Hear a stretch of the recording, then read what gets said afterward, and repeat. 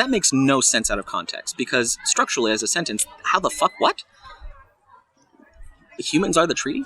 But that was a caveat that I've never heard repeated again, and that's how you know that you've struck gold. Because the stuff that gets repeated, that's the stuff that's most likely to be facade, fake, facile, nonsense, trickery, red herring, doublespeak, half-truth, misdirection. Because it's getting repeated all over again. And we know psychologically speaking, which might be spellcraft, might not be, but we know psychologically speaking, if you repeat a lie enough, it becomes the truth. And maybe that's because magically it does, or because it just conditions people psychologically, or both, who knows. But we know that's a fact. That's established science that we know. So, apply that knowledge to everything that I've been saying.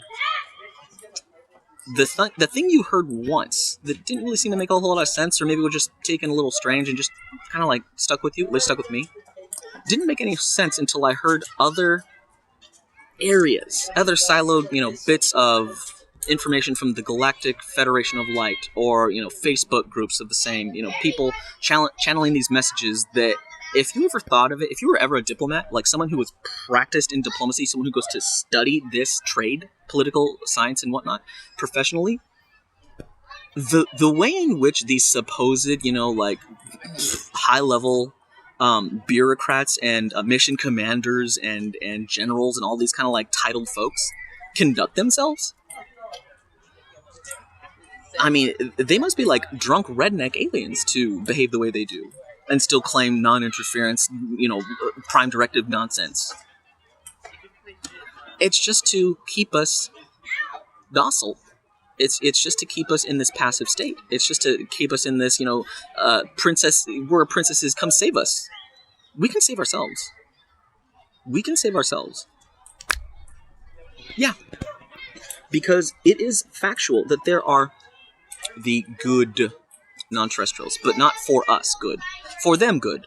Because again, we are taken advantage of, lied to, and frankly, it's probably illegal for a lot of the operations that they run. There is probably a level of, governmental, galactic, or intrasolar or extrasolar within multiple star systems or quadrants or however you want to frame it.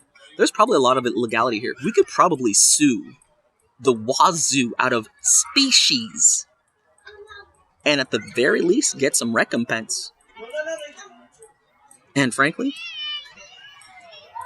I was always told at a young age I'd make a great lawyer. I would love to represent Earth and sue the fucking pants off their goddamn goopy damn tentacles. Without any violence, because that's not what we are. We will use our own bureaucracy and red tape against them. And we're pretty smart folk, because they've taught us an awful lot about law. They've taught us an awful lot about being an absolute prick to the magnitude of unbelievable extents without breaking the law. Because it's all in how you word it. It's all in how you word it. And every high-level lawyer and moderate lawyer and defense attorney knows this. So just imagine if we can, which we can, and we will get our shit together. I just would like to do so before we lose a few billion of us. Because that would suck. I don't like particularly a lot of you. A lot of you, frankly, are just honey boo-boos in training, or the Kardashian wannabe.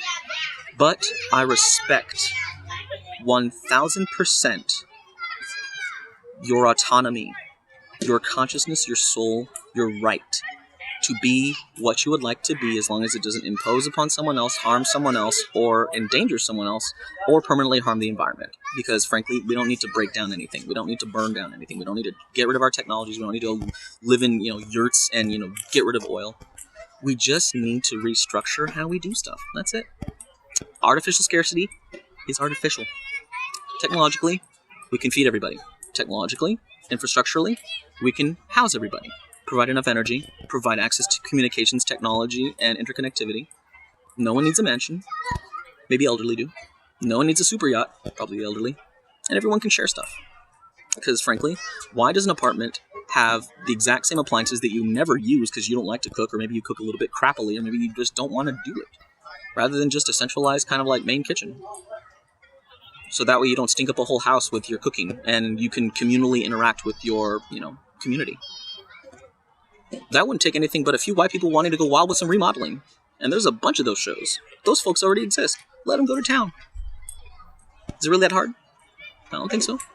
Everything that we need, we have at our fingertips and at our disposal. And anything that we don't, immediately, throw some nerds in a room with some computers, some Mountain Dew, and some booze, some weed.